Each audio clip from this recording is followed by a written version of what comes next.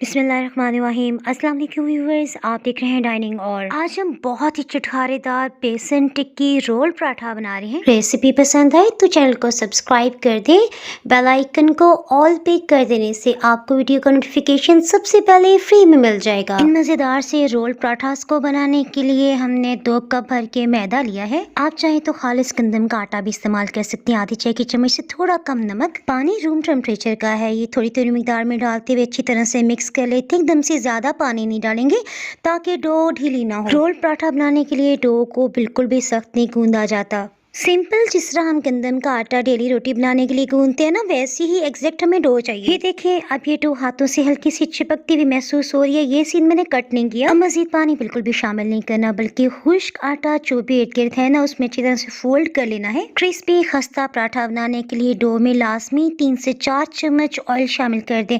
अब इसी में फोल्ड करते हुए हम 3 से 4 मिनट तक गूंद रहे हैं। ऑयल डालने की वजह से ऐसा ऐसा ये पैन के साथ भी और हाथों के साथ चिपकना बंद हो जाएगा। ये देखें कितनी जबरदस्त स्मूथ डो तैयार हो गई। अब इसे कवर करते हुए आधा घंटा लाजमी रेस्ट देंगे। बेसन टिक्की बनाने के लिए आधा किलो आलू को हमने छिलके समेत उबाल लिया है। आलू अब ठंडे हो चुके हैं, सो इनका छिलका उतार लेते हैं। आलू को छिलके समेत इसलिए उबाला जाता है, आलू का छिलका प्रोटेक्शन का काम करता है। एक्स्ट्रा पानी इसके अंदर एब्सॉर्ब नहीं हो पाता, आलू में किसी किस्म के लम्स ना रहे। सो अब हम इन्हें ग्रेट कर रहे हैं। फ्लेवर के लिए कुछ मसाले शामिल करते हैं। नमक 1 चाय की चम्मच, लाल मिर्च पाउडर आधी चाय की चम्मच, अधकटे खुश्क धनिया का बहुत मजे का फ्लेवर होता है 2 चाय की चम्मच, और कसूरी मेथी 1 चाय की चम्मच। खटास के लिए अमचूर पाउडर या चाट मसाला ये आधी चाय की चम्मच है। बातें करते करते हमने गरम मसाला भी शामिल कर दिया, ये 1/4 टीस्पून था। इसमें तीखा सा जायका लाने के लिए 1 हरी मिर्च को बारीक चॉप करके शामिल कर रहे हैं। सफेद या काला जीरा 1 चाय की चम्मच, इसे हम फ्रेश पीस के शामिल करेंगे। खटास और इसे हाजम बनाने के लिए अनार दाना 1 खाने वाला चम्मच, हम इसे 3 से 4 पानियों में अच्छी तरह से धो लेने के बाद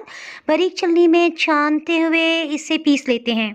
इस स्टेज पे चम्मच या स्पैचुला आपके काम नहीं आएगा, हाथों से खूब अच्छी तरह से मिक्स करते हैं। इस रोल पराठा में मायोनीज या केचप नहीं जाता, सो चटखारेदार सी चटनी बना लेते हैं। 2 चम्मच चॉप की हुई हरी मिर्च, 3 चम्मच सब्ज धनिया के पत्ते और 2 चम्मच ही पुदीने के पत्ते। नहीं अच्छी तरह से धो लेने के बाद चॉप करके इसमें शामिल करते हुए पीस लिया है। 1 कप दही भी इसमें शामिल करते हुए इस तरह से गोल गोल घुमाएंगे ना, तो ये बहुत अच्छी तरह मिक्स हो जाएगा। नमक आधी चाय की चम्मच से थोड़ा कम है। देखिए कितनी गाढ़ी बनी है चटनी।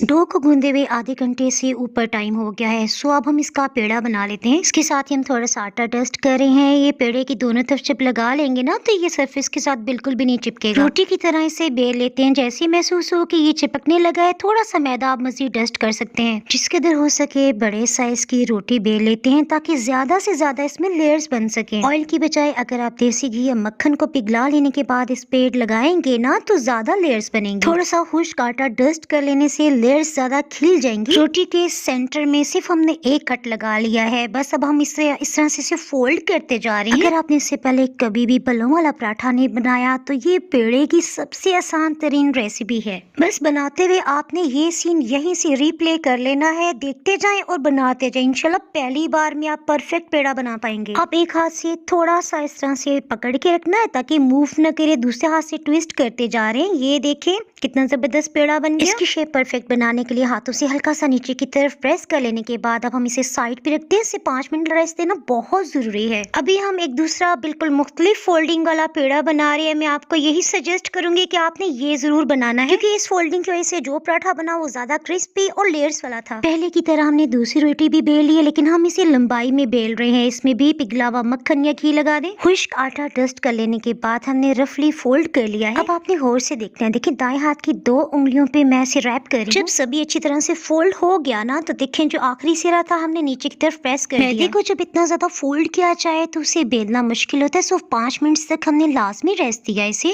रोटी बेल लेने के बाद दोनों हाथों पे इस तरह से फैला लेने का ये मकसद है कि जो भी एक्स्ट्रा इस पे आटा है ना, वो उतर जाए।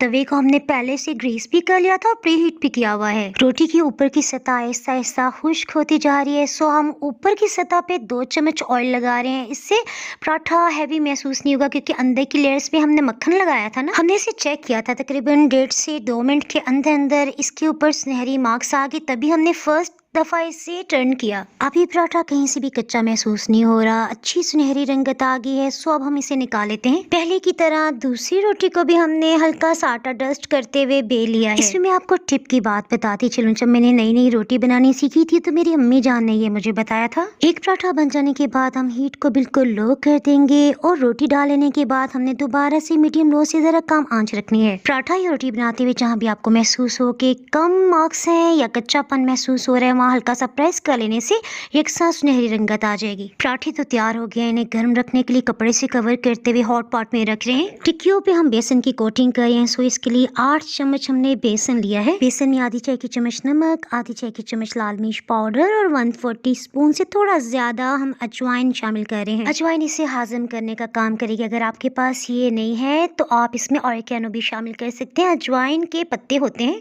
बातें करते करते हमने आधा कप पहले पानी शामिल किया। इसे अच्छी तरह से मिक्स कर लेते हैं ताकि इसमें किसी किस्म के लम्स ना रहें। उसके बाद हम बकाया पानी शामिल करते हुए इसे इतना घोलेंगे कि बिल्कुल गाढ़ी सी कोटिंग तैयार हो। आलू के मसाले से हम कटलेट्स की शेप नहीं देंगे, यानी राउंड शेप नहीं देनी। हाथों में गोल गोल घुमा लेने के बाद जिस तरह छोटा सा एक रोल होता है ना, या फिर आप समझिए गोला कबाब, उस स्टाइल में हम बना रहे हैं। अगर आलू का मसाला आपको ढीला महसूस होता है और इस तरह से शेप नहीं बन पाती तो परेशान होने की जरूरत नहीं। मुट्ठी आप लाल गंदम का आटा शामिल कर लें, इंशाल्लाह ये बिल्कुल सेट हो जाएगा। बेसन देखिए इतना गाढ़ा है कि इस पे कोटिंग ठहर रही है। अब इस पे जो भी एक्स्ट्रा बेसन है ना उसे निकलने देंगे, गिरने देंगे।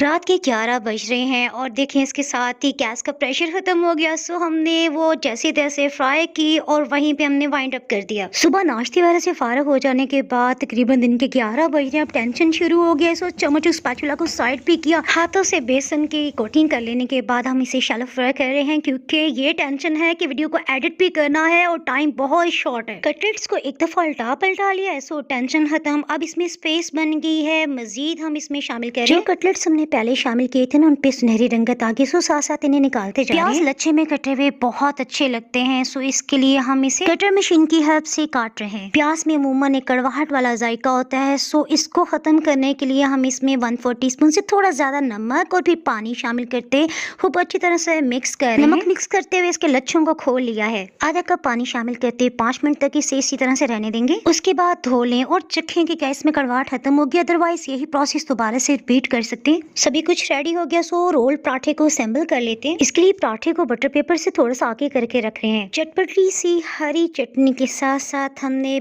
बेसन के 2 कटलेट्स को इस पे लगा दिया है। ये देखें ढेर सारा प्याज तो अभी मैंने शामिल किया है, लेकिन यकीन करें जब खाने का टाइम आया ना वीडियो रिकॉर्डिंग के बाद, मैंने इस पे और ढेर सारा प्याज और चटनी शामिल की। उफ, मैं आपको क्या बताऊं कितना टेस्टी ये रोल पराठा था। यकीन करें सभी एक ही बात कह रही थी, लग ही नहीं रहा कि ये बेसन वाली टिक्की का पराठा, लग रहा है चिकन वाला पराठा खा रहे हैं। जो आप देख रहे हैं ये बारबेक्यू चिकन रोल पराठे के क्लिप्स हैं। अगर आप इसकी रेसिपी जानना चाहें तो ऊपर आई बटन में आपको लिंक नजर आ रहा है, उसे क्लिक करके इसकी रेसिपी देख सकते हैं। रेसिपी पसंद आए तो लाइक और शेयर करना बिल्कुल भी ना भूलिएगा।